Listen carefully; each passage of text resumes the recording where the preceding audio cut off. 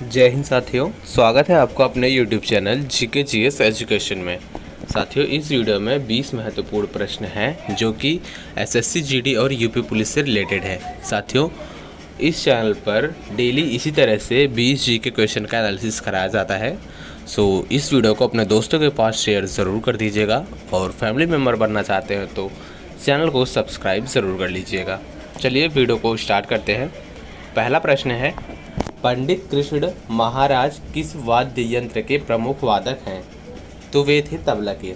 ठीक है साथियों, तबला के वादक थे पंडित जो कृष्ण महाराज। वाद्य यंत्र, किस वाद्य यंत्र के प्रमुख वादक थे? तबला के। ठीक है, अगला प्रश्न है, बांसुरी के प्रसिद्ध वादक के रूप में कौन जाने जाते हैं? बांसुरी के प्रसिद्ध वादक के रूप में कौन जाने जाते हैं? तो वे जाने जाते हैं रोनू मजूमदार। ठीक है, रोनू मजूमदार बांसुरी के प्रसिद्ध वादक के रूप में जाने जाते हैं। अगला प्रश्न है, अमरनाथ गुफा कहाँ स्थित है? यह बहुत इंपॉर्टेंट प्रश्न है। अमरनाथ गुफा वह कहाँ स्थित है? तो साथियों, वह स्थित है जम्मू कश्मीर में। ठीक है, अमरनाथ जो गुफा है वह जम्मू कश्मीर में स्थित है। अगला प्रश्न है, भारत में सबसे अधिक वन किस राज्य में पाए जाते हैं? भारत में सबसे अधिक वन किस राज्य में पाए जाते हैं? तो वह पाया जाता है मध्य प्रदेश राज्य में। ठीक है, मध्य प्रदेश राज्य में सबसे ज़्यादा वन है, यानी जंगल है। अगला प्रश्न है, भारत का प्रथम मुस्लिम राष्ट्रपति कौन थे? भारत का प्रथम मुस्लिम राष्ट्रपति कौन थे? तो इसका आंसर है डॉक्टर जाकिर हुसैन। ठीक है, भारत के प्रथम मुस्लिम राष्ट्रपति डॉक्टर जाकिर हुसैन थे। अगला प्रश्न है, कागजी मुद्रा जारी करने वाला पहला देश कौन सा था? यह भी बहुत इंपॉर्टेंट प्रश्न है। कागजी मुद्रा जारी करने वाला पहला देश कौन सा था? तो वह है चीन देश। ठीक है, कागजी मुद्रा जारी करने वाला पहला देश वह है चीन। अगला प्रश्न है, जापान का राष्ट्रीय पशु क्या है? जापान का राष्ट्रीय पशु क्या है? तो इसका आंसर है आइबिल। ठीक है, जापान का राष्ट्रीय पशु आइबिल है। और भारत का राष्ट्रीय पशु क्या है? इसका आंसर आप लोग कमेंट बॉक्स में ज़रूर बताना। अगला प्रश्न है, विश्व जल दिवस कब मनाया जाता है? यह बहुत इंपॉर्टेंट प्रश्न है। ठीक है, बहुत ज़्यादा इंपॉर्टेंट प्रश्न है ये कि विश्व जल दिवस कब मनाया जाता है? इसका आंसर है 22 मार्च को। ठीक है, विश्व जल दिवस 22 मार्च को मनाया जाता है। अगला प्रश्न है, संपत्ति के मौलिक अधिकार को कब समाप्त किया गया? संपत्ति के मौलिक अधिकार को कब समाप्त किया गया? तो इसका आंसर है 1978 को। ठीक है, 1978 को समाप्त किया गया था। अगला प्रश्न है, भारतीय संविधान में कितने आर्टिकल्स हैं? भारतीय संविधान में कितने आर्टिकल्स हैं? यह बहुत इंपॉर्टेंट है पुलिस के लिए, यूपी पुलिस के लिए।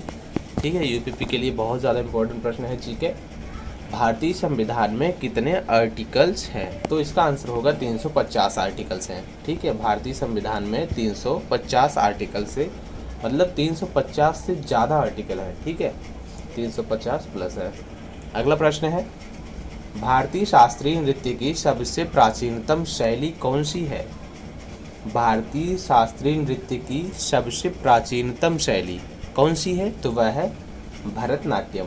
ठीक है, जो सबसे प्राचीन नृत्य शैली है वह है भरतनाट्यम। अगला प्रश्न है, असम राइफल्स की स्थापना कब की गई थी? असम राइफल्स की स्थापना कब की गई थी? तो इसका आंसर है सन 1950 में। ठीक है, असम राइफल्स की स्थापना सन 1950 में की गई थी। अगला प्रश्न है, मानव त्वचा को रंग देने वाला वर्णक कौन सा है? मानव त्वचा को रंग देने वाला वर्णक कौन सा है? वह है मेलानिन। ठीक है, मेलानिन मानव त्वचा को रंग देने वाला वर्णक है। अगला प्रश्न है, मानव शरीर की किस ग्रंथि को मास्टर ग्रंथि कहा जाता है? यह बहुत ज़्यादा इंपॉर्टेंट प्रश्न है। ठीक है, मानव शरीर की किस ग्रंथि को मास्टर ग्रंथि कहा जाता है? तो पीयूष ग्रंथि को मास्टर ग्रंथि कहा जाता है। ठीक है, पीयूष ग्रंथि को मानव शरीर के मास्टर ग्रंथि कहा जाता है। अगला प्रश्न है, पेसमेकर का संबंध किससे है? यह बहुत ज़्यादा इंपॉर्टेंट प्रश्न है साथियों। ठीक है, पेसमेकर का संबंध किससे है? तो पेसमेकर का संबंध है साथियों हृदय से। ठीक है। अगला प्रश्न है, कोणार्क का सूर्य मंदिर किसने बनवाया था? यह भी बहुत ज़्यादा इम्पोर्टेंट प्रश्न है। कोणार्क का सूर्य मंदिर नरसिंहदेव वर्मन ने बनवाया था। ठीक है। कोणार्क का जो सूर्य मंदिर है वह नरसिंहदेव वर्मन ने बनवाया था। अगला प्रश्न है, उच्च तापमान के मापन हेतु किस उपकरण का उपयोग किया जाता है? उच्च तापमान के मापन हेतु किस उपकरण का उपयोग किया जाता है? तो वह उपकरण है साथियों पायरोमीटर। ठीक है। जो उच्च तापमान के लिए मापने के लिए वह कौन सा उपकरण है? पायरोमीटर का उपयोग किया जाता है उच्च तापमान को मापने के लिए। अगला प्रश्न है, जीवाश्म ग्रह किसे कहा जाता है? जीवाश्म ग्रह किसे कहा जाता है? तो वह कहा जाता है चंद्रमा को।